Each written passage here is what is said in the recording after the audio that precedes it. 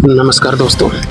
ज़िंदगी का कहते हैं ना, कॉन्फिडेंस कैसे आए। मतलब ज़िंदगी में कुछ आगे करना है, आगे बढ़ना है, तो उसके लिए सबसे इम्पोर्टेंट है क्या चीज़ पता है?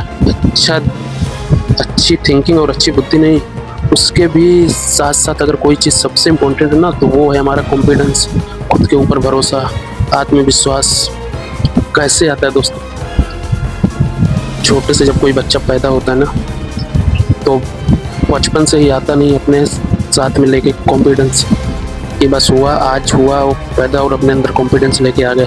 कॉन्फिडेंस आता है हम अपनी ज़िंदगी में होने वाली जितनी भी कठिनाइयों का सामना करते हैं ना, जितना ज़्यादा कठिनाइयों को हम अपने ऊपर झेलते हैं ना अपनी ज़िंदगी में, और जितनी ज़्यादा नई नई जिम्मेदारियां अपने ऊपर लेते हैं ना, और उन जिम्मेदारियों को जब भी हम बड़े ही ईमानदारी के साथ उनको निभाते हैं ना, तब हमारे अंदर जो चीज़ पैदा होती है उसको बोलते हैं कॉन्फिडेंस। और एक बार जब कॉन्फिडेंस की आदत हो जाती है ना, जिम्मेदारियों लेके अपने ऊपर कॉन्फिडेंस लाने के लिए, तो दोस्तों ज़िंदगी में स्टेप बाय स्टेप किसी मोटिवेट की ज़रूरत नहीं पड़ती कि हमें कोई सिखाए। बस एक ही चीज़ है कि ठोकर खाते रहो, सीखते रहो, ठोकर खाते रहो, सीखते रहो।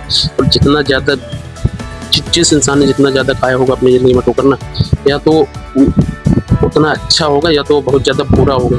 क्योंकि ठोकर खाने के बाद दो कंडीशन होती है इंसान की ज़िंदगी में, या तो सुधरोगे आप, या तो बर्बाद हो गए आप।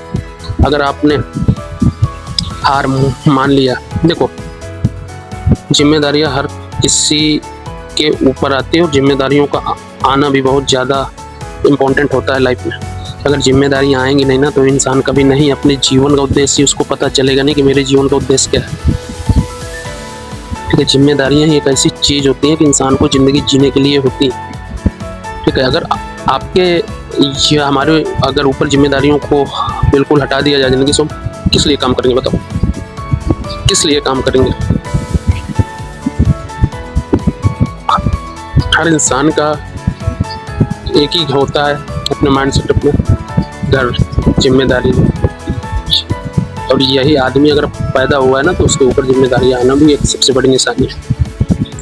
ठीक है, तो यार ये छोटी मोटी टेंशन में कभी भी अपने आप को डिप्रेशन में मत डालो। ठीक है, ठोकर खाओ, आगे बढ़ो। ठीक है, ठीक है, होता कुछ नहीं यार। इंसान कहते हैं ना, थप्पड़ मारते मारते मारते मारते इंसान इतना ज़्यादा मजबूत हो जाता है ना, कल को थप्पड़ का एहसास ही नहीं होता कि हमारे थप्पड़ पड़ रहा है। उसको बोलते हैं बेशरम होना। ठीक है, और बेशरम कभी भी आप एक थप्पड़ से कभी नहीं बेशरम हो सकते। आपको जब लगातार थप्पड़ पड़ता रहेगा ना, तभी आप हो सकते हैं बेशरम। ठीक है, थप्पड़ खाने के लिए फिर क्या करना पड़ेगा आपको? अगेन टू अगेन मिस्टेक करते रहो, सीखते रहो। लेकिन एक गलतियों को बार बार करने वाला वो चूतिया बोलते हैं उसको। एक गलती करो, उससे सीखो और आगे बढ़ो। ठीक है, अगली बार वही सेम गलती फिर होना नहीं दोबारा। ठीक है, मान लो हमें कोई चीज़ आती नहीं, तो हम उसको जानने या उसको मान लो समझने के लिए एक ही बार गलती करेंगे ना, कि हर दिन गलती कर देंगे वही चीज़, तो क्या सीखेंगे लाइफ में यार? लाइफ में 100 अलग अलग गड्ढे खोदने से कभी पानी निकलेगा नहीं। एक गड्ढा खोदो, उसको 100% खोदो कि अरे उसमें पानी आपको मिले। पानी मिलने के बाद दूसरे गड्ढे की हमेशा करो तैयारी।